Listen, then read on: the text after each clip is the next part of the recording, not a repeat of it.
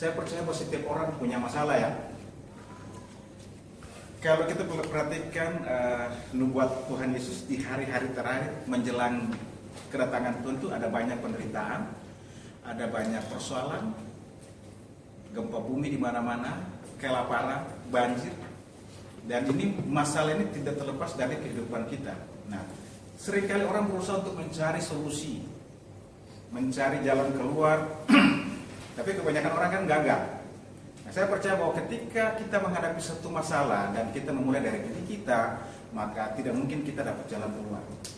Kenapa? Karena kita ini ada yang menciptakannya, ada yang membuatnya. Karena itu kita harus bertemu dengan Tuhan dulu. Setuju? Kalau kita tidak bertemu dengan Tuhan, maka tidak ada jalan yang dapat menyelesaikan masalah kita. Jadi satu-satunya cara untuk bisa kita keluar dari masalah kita, keluar dari problem kita, kita harus berjumpa dengan Tuhan. Nah, persoalannya bagaimana kita berjumpa dengan Tuhan? Ada orang berkata bahwa saya bisa bertemu dengan Tuhan melalui doa. Bisa saja. Ada yang berkata bahwa kalau saya ke gereja saya bisa bertemu dengan Tuhan. Benarkah itu? Tapi mari kita lihat cara bertemu Tuhan menurut Tuhan seperti apa. Nah, saya percaya kalau kita bisa melewati jalan ini, maka setiap masalah kita, setiap persoalan kita pasti akan selesai. Jadi tidak ada cara yang bisa kita pakai untuk menyelesaikan masalah kita. Hanya ada satu cara yang bisa kita pakai, yaitu bertemu Tuhan.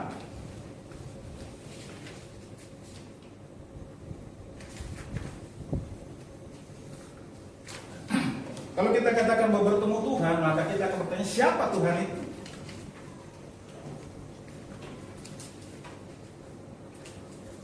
Kejadian pasal 1 ayat 1. Tuhan sudah ada sebelum Kejadian pasal 1.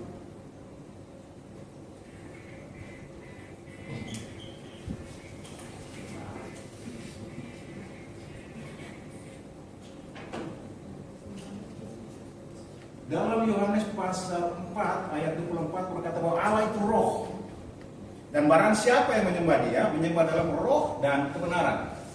Dan dia ada sebelum Kejadian pasal 1. Dan dia yang menciptakan manusia.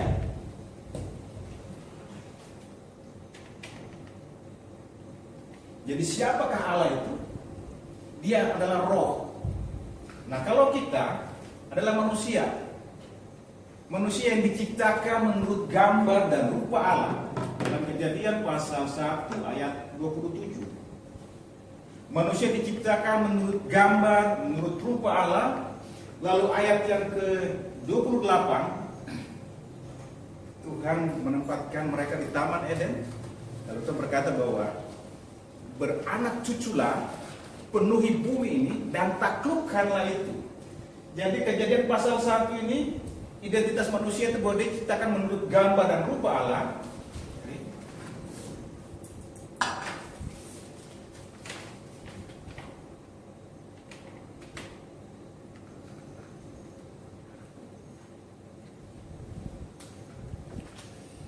Lalu Kejadian 1 ayat 28 dikatakan bahwa mereka harus taklukkan bumi itu. Jadi Allah pencipta langit dan bumi, dan manusia adalah pengelolanya. Jadi dia yang menciptakan segala isi bumi ini, langit dan bumi, dan dia memberi kuasa untuk manusia mengelola. Jadi manusia ini sebagai wakil penguasa.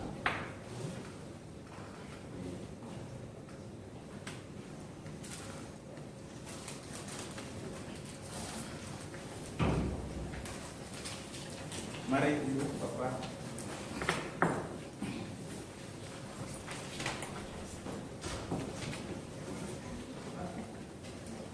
Oke, jadi siapakah Allah? Siapakah manusia itu? Sekali lagi, manusia diciptakan menurut gambar dan rupa Allah. Dalam Kejadian 1 ayat 27. Kejadian 1 ayat 8, dia diberi kuasa untuk mengelola bumi ini. Nah, Allah adalah roh dan manusia adalah fisik, tubuh fisik. Supaya manusia ini bisa komunikasi dengan Tuhan, maka ketika Allah menciptakan manusia, Allah memberikan rohnya itu. Jadi Allah mengembuskan rohnya ke dalam manusia, supaya manusia itu menjadi makhluk yang hidup, supaya dengan rohnya itu manusia bisa komunikasi dengan Tuhan. Sebab tanpa roh itu maka manusia tidak mungkin bisa berkomunikasi dengan Tuhan. Kejadian 2 ayat 7, dia menjadi makhluk rohani.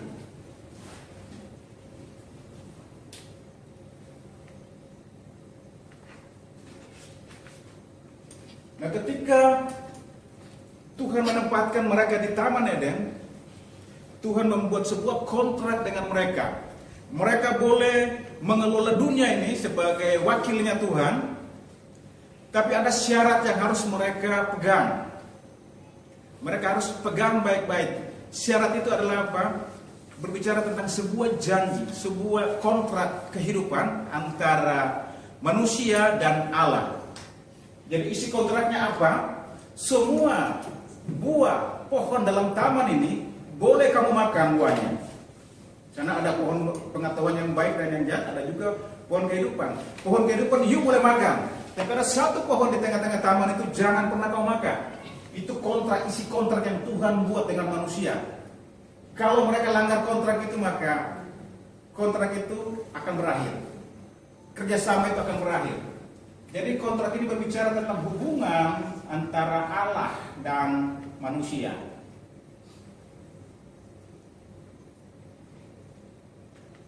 Jadi inilah identitas manusia itu.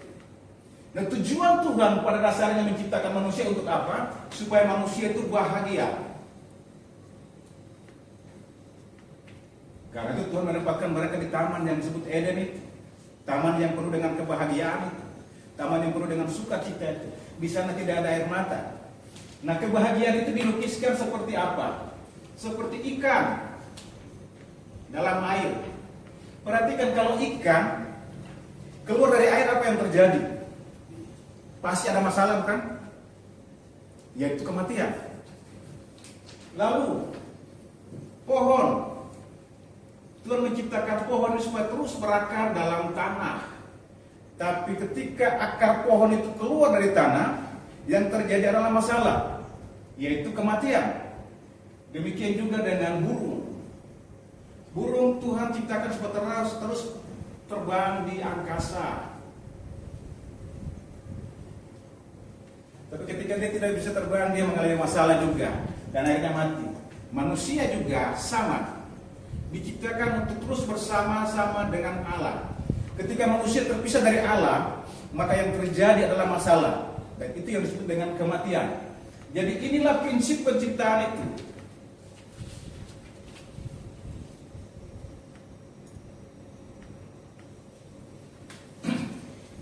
Jadi ketika ada yang melanggar prinsip ini, maka masalah akan muncul, persoalan akan muncul.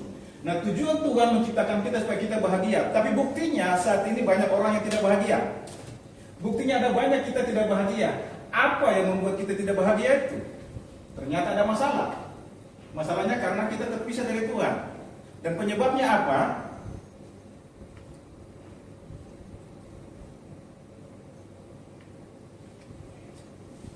Ketika Tuhan menciptakan langit dan bumi, Tuhan menciptakan juga makhluk-makhluk rohani, yaitu malaikat-malaikat, dan ada 3 jenis malaikat. Yang pertama Lucifer, yang melayani Allah melalui pujian penyembahan. Yang kedua ada bala tentara surgawi, panglima surgawi, malaikat Mikael, dan ada malaikat yang ditugaskan untuk membawa pesan, yaitu Gabriel.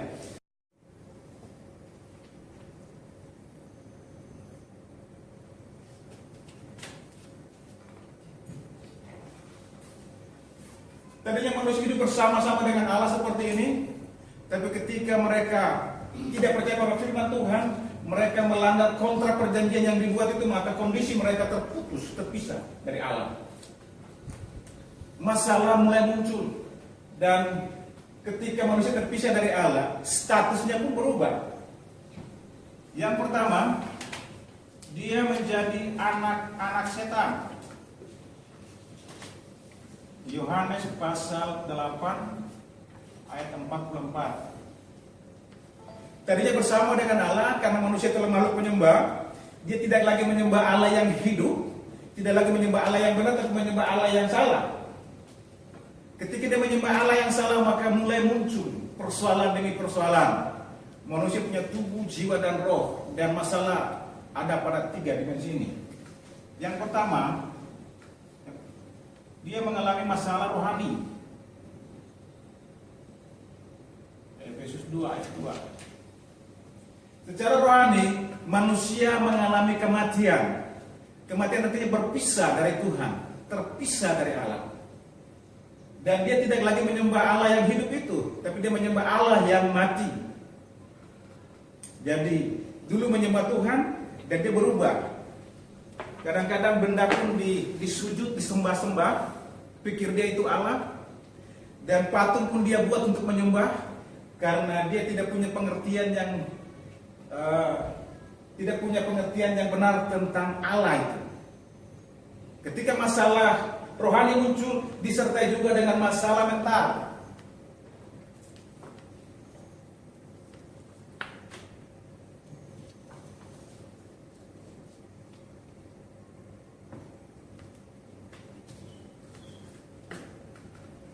Masalah mental apa? Masalah yang berbicara tentang ketakutan kita, kekhawatiran kita. Terkadang kita depresi, kita stres, muncul masalah-masalah yang membuat kita tidak tenang. Dan pada akhirnya kita bisa saja bunuh orang, atau kita bisa saja bunuh diri. Ini masalah mental. Ada yang gila dan sebagainya. Semuanya terjadi karena ada masalah dengan rohani kita. Terkadang kalau tidur malam mimpi dikejar-kejar setan. Dan ini pun kondisi ini dia tidak mengenal apakah engkau orang kaya, apakah engkau orang miskin, engkau punya gelar, dia tidak kenal itu. Semua orang yang terpisah dari Tuhan mengalami hal yang sama. Setelah masalah mental muncul, ada masalah berikutnya, yaitu masalah yang berhubungan dengan fisik kita.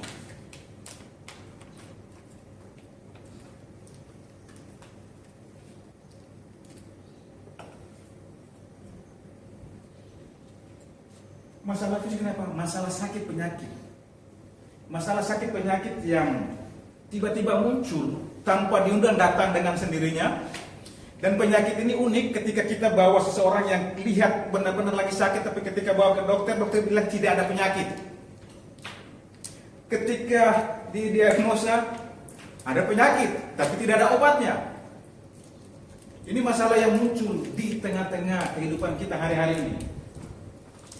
Dan masalah ini sumbernya hanya satu, dari kuasa kegelapan itu.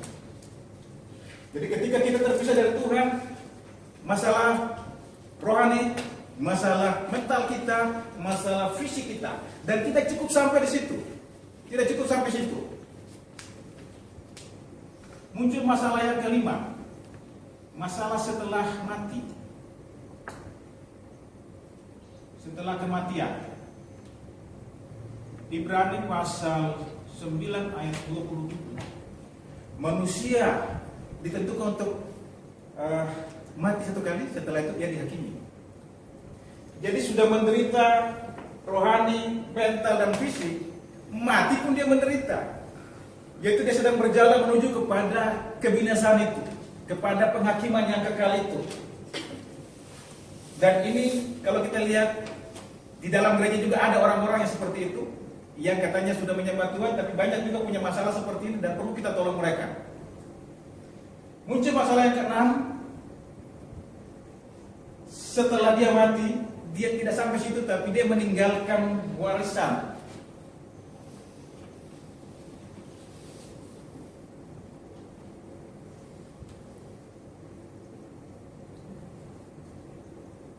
Keluaran 20 ayat 45.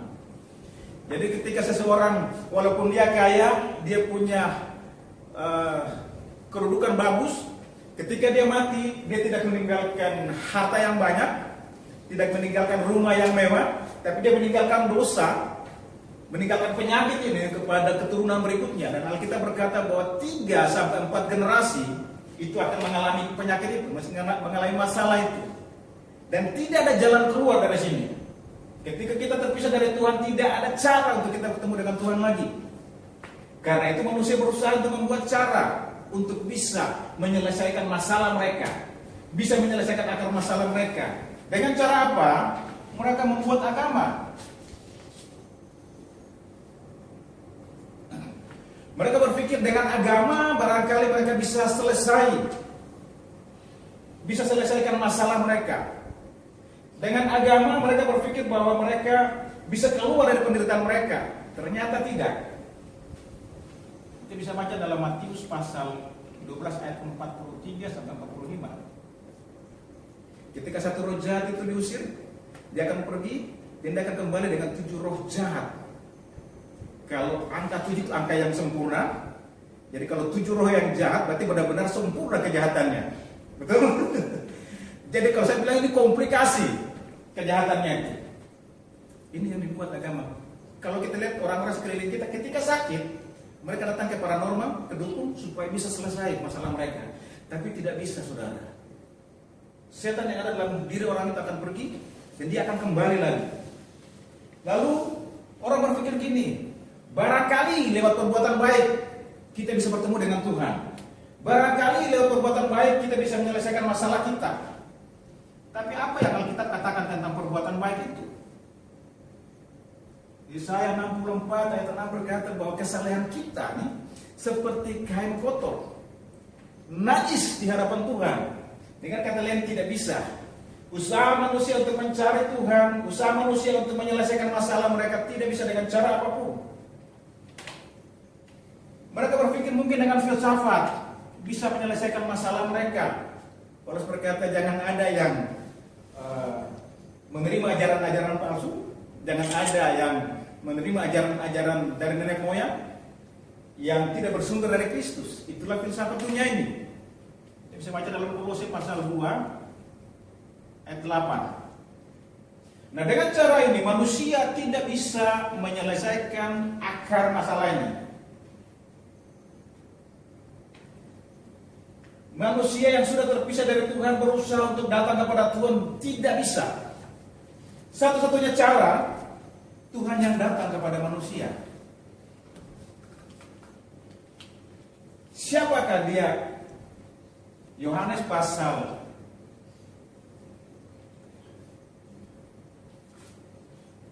3 ayat 16. Karena begitu besar kasih Allah akan dunia ini sehingga ia mengaruniakan anaknya yang tunggal supaya setiap orang yang percaya kepadanya tidak binasa melainkan beroleh hidup yang kekal. Jadi ketika manusia berusaha untuk mencari Tuhan tidak bisa karena itu Tuhan sendiri yang datang. Ada satu ilustrasi dalam Alkitab cukup baik. Ketika Lazarus sudah mati dan semua orang berkata bahwa dia sudah mati, 4 hari dikubur, mungkin sudah ada cacing-cacing segala macam, tapi Yesus datang dan Yesus berkata, "Hai Lazarus, keluarlah." Siapa dia itu? Dia sumber hidup itu. Kematian kita, keterpisahan kita dari Allah seperti Lazarus. Ketika mati Lazarus tidak bisa mencari Tuhan. Ini gambaran kehidupan kita sebenarnya. Kita terpisah dari Tuhan dan mati secara rohani dan kita tidak bisa mencari Tuhan dan karena itu Tuhan sendiri yang datang mencari kita. Yohanes 3 ayat 16 merupakan penggenapan nubuat dalam Kejadian pasal 3 ayat 15. Berkata bahwa aku akan mengadakan permusuhan antara keturunanmu dan keturunannya. Keturunanmu akan meremukkan tulitnya dan keturunannya akan meremukkan kepalamu. Siapa keturunan itu? Keturunan perempuan itu. Keturunan perempuan ini adalah Mesias atau Kristus. Satu ketika Tuhan berkata kepada murid-muridnya, kata orang, siapakah aku ini? Mereka berkata, oh engkau Yohanes Pembaptis. Ada yang berkata bahwa kata orang engkau Elia, engkau Yeremia, atau engkau salah satu dari nabi-nabi. Itu kata orang-orang Yahudi yang siang malam berdoa, siang malam membaca Taurat, tapi sayangnya mereka tidak mengenal Kristus. Sayangnya mereka tidak mengenal Mesias. Dan Tuhan berkata kepada Petrus dan murid-murid yang lain, menurut kalian siapa aku ini? Dan Petrus berkata, engkau Mesias, anak Allah yang hidup. Engkau Kristus, anak Allah yang hidup. Siapa Kristus itu? Kristus artinya yang diurapi.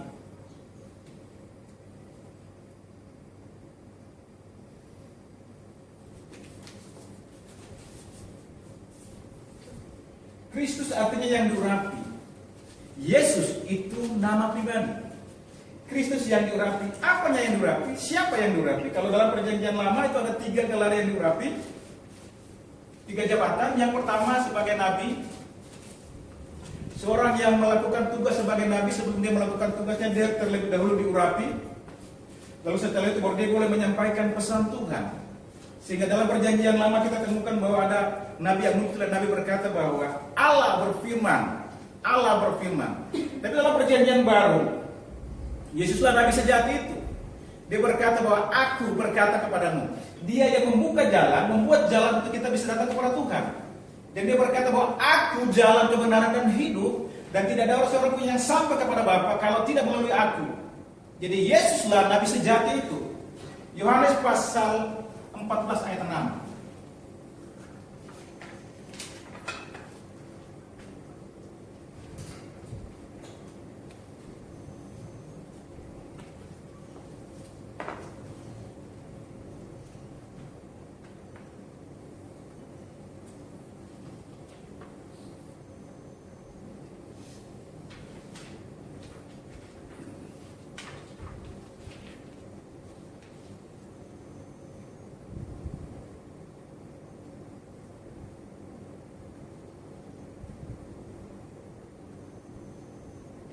Kristus itu nabi sejati yang membuat jalan.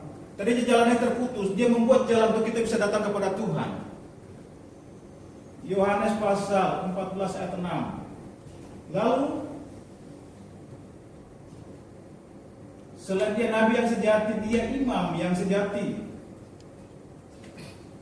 Dalam perjanjian lama pun kita tahu bahwa seorang imam sebelum dia lakukan tugasnya, dia terlebih dahulu diurapi. Biasanya orang kalau berbuat dosa, orang Israel berbuat dosa, mereka mengambil domba, lalu sebelum orang itu, imam itu melakukan tugas dan tanggung jawabnya, orang ini dia menumpangkan tangannya di atas domba itu, dan dosanya ditransferkan ke domba itu, kemudian domba itu dipotong, sehingga darahnya tercurah dan menutupi kesalahan orang ini. Perhatikan, Yesus tidak pernah mencurahkan darah siapa-siapa. Yesus tidak pernah mencurahkan darah hewan, tapi dia mencurahkan darahnya sendiri. Dalam Roma pasal 8 ayat 2, bahwa itu yang telah membebaskan kita dari hukum dosa dan hukum maut. Siapa dia? Kristus. Lalu yang ketiga, Kristus atau yang diurapi, yaitu nabi, imam, dan raja. Raja yang sejati. Seorang raja bertanggung jawab untuk melindungi negerinya, melindungi warganya, dan Yesus lebih daripada itu, dia raja yang sejati. Kalau kita baca 1 Yohanes pasal 3 ayat 8, dia datang untuk apa? Datang untuk menghancurkan pekerjaan setan atas hidup kita, atas keluarga kita, atas pekerjaan kita. Dan pekerjaan setan ini dihancurkan ketika Yesus Kristus datang. Di atas kayu salib sebagai imam, dia berkata, sudah selesai. Apa yang selesai? Bukan masalah sakit penyakit kita, bukan utang kita, tapi akar masalah kita diselesaikan di atas kayu salib oleh imam itu. Jadi inilah menjadi akar masalah. Seringkali kita tertipu, kita seringkali doa peperangan, doa pelepasan di sini.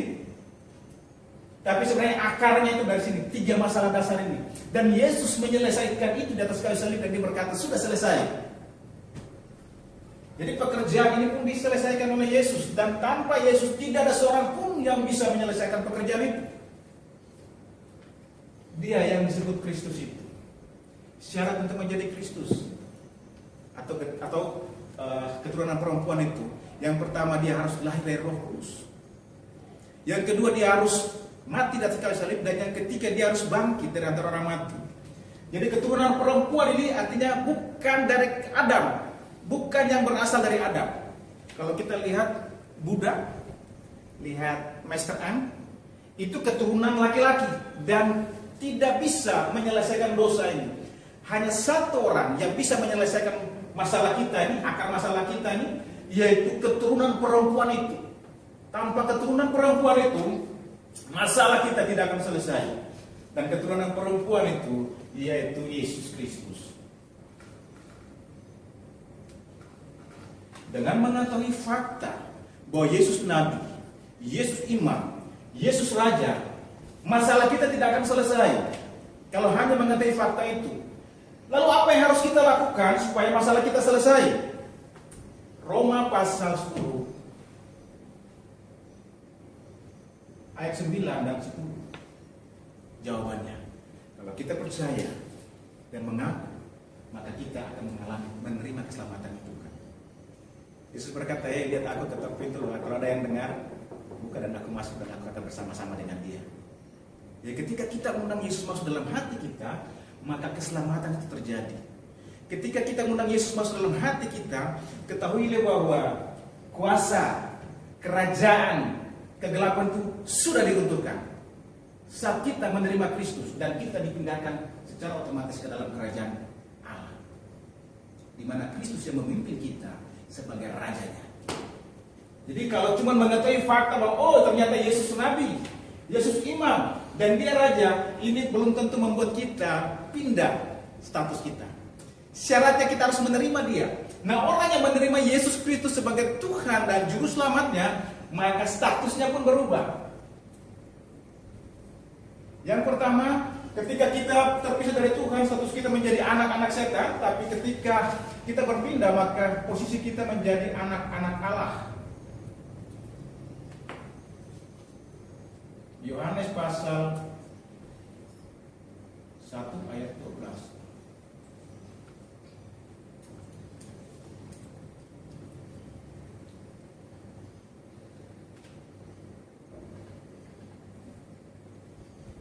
Jadi waktu kita undang Yesus masuk tinggal dalam kita, maka status kita pun berubah menjadi anak-anak Allah. Nah, kalau Yesus yang adalah roh itu hidup dalam kita, maka ketahuilah bahwa tubuh ini bukan milik kita lagi, tapi milik Kristus, di mana Allah berdiam di dalamnya, dan roh itu akan memimpin kita. Amin. Roh itu akan memimpin kita, supaya kita bisa melakukan apa yang menjadi kehendak Tuhan. Apa yang menjadi kehendak Roh Kudus ini akan kita bisa lakukan kalau roh itu ada dalam kita. Ketika kita terpisah dari Tuhan, ketika roh Allah tidak ada dalam diri kita dan roh iblis yang menguasai kita, maka kita melakukan semua kehendak iblis, maka status kita itu menjadi anak-anak Allah. Tapi ketika kita menerima Yesus Kristus, roh Allah ada dalam diri kita dan dia akan memimpin kita. Kalau roh Allah yang ada dalam diri kita, dia memimpin kita, maka apa yang terjadi?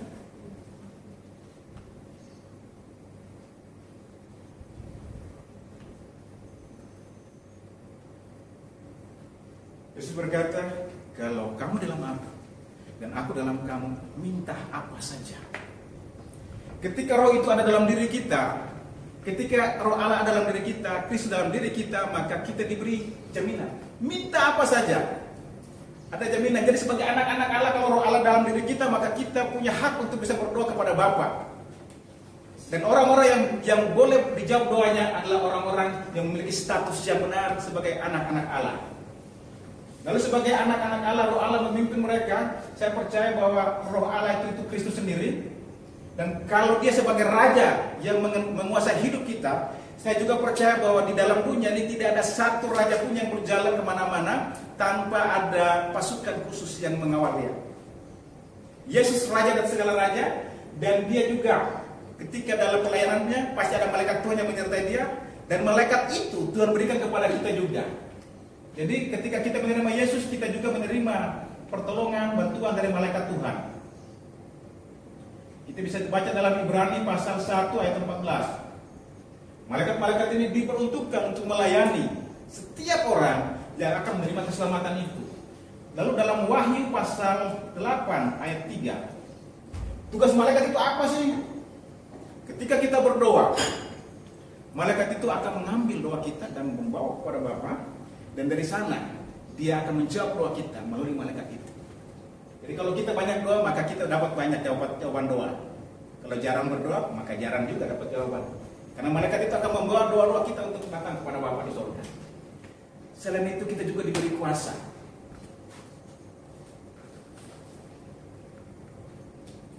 Kuasa yang pertama, tadinya ketika kita ada dalam kontrol setan, kita tidak bisa mengalahkan setan itu. Tapi ketika kita menerima Kristus, kita diberi kuasa untuk menaklukkannya.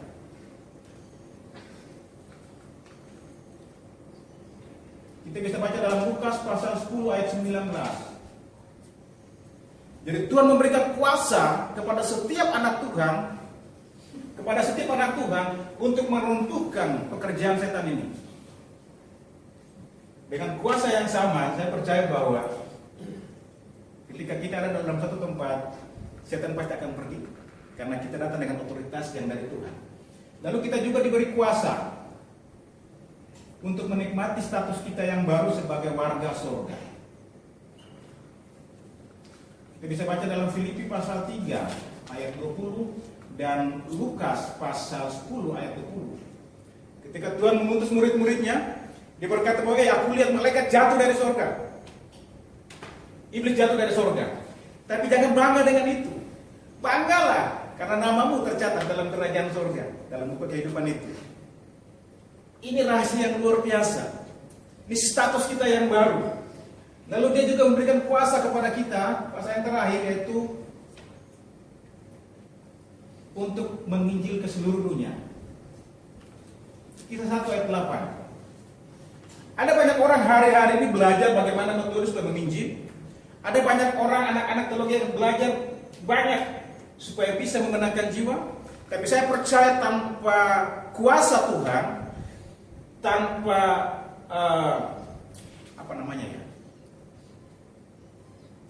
kalau dia tidak dapat rekomendasi dari Tuhan, tidak mungkin dia akan memenangkan jiwa. Nah, setiap orang yang di dalamnya ada Roh Kudus, maka Roh itu yang akan menuntun orang itu. Bukankah Roh Kudus tugasnya menyadarkan kita akan dosa kita?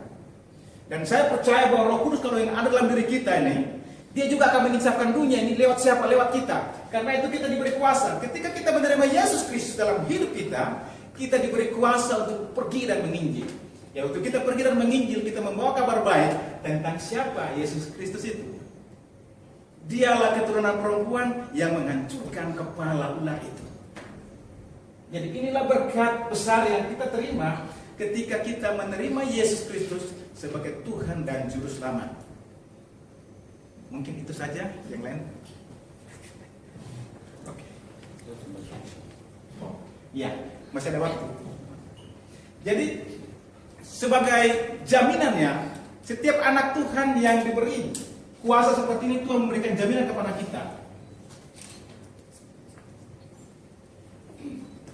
Jaminan yang pertama,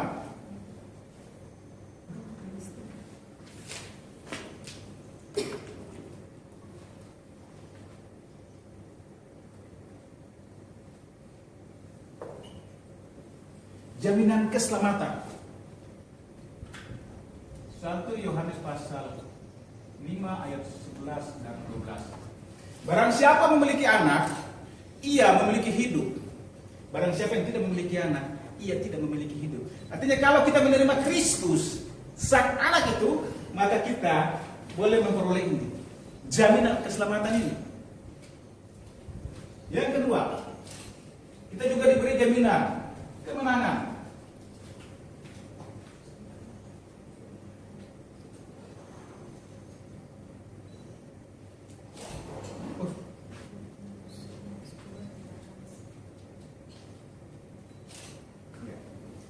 Tuhan berkata bahwa pencobaan-pencobaan yang kamu alami itu pencobaan yang biasa, yang tidak melebihi kekuatan kamu. Kenapa? Karena Kristus ada di dalam diri kita dan Dia akan memampukan kita sehingga kita bisa keluar sebagai seorang pemenang. Yang ketiga,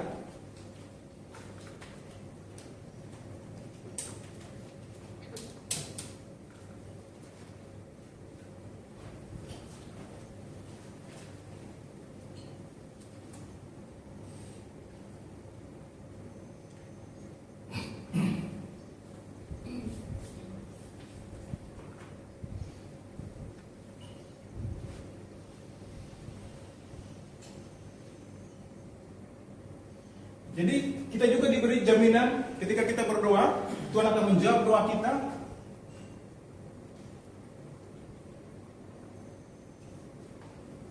Ketika kita berdoa, Tuhan akan menjawab doa kita dari surga. Ini jaminan buat anak-anak Tuhan.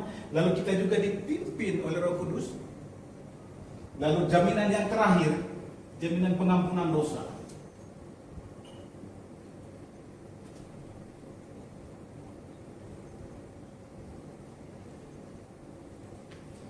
Ini yang Allah berikan kepada kita. Ketika kita menerima Kristus sebagai Juru Selamat, kita diberi 6 berkat ini, dan kemanapun kita pergi ada jaminan warga surga yang memiliki 5 jaminan ini. Demikian firman Tuhan di siang hari ini. Kita akan berjumpa dalam program selanjutnya.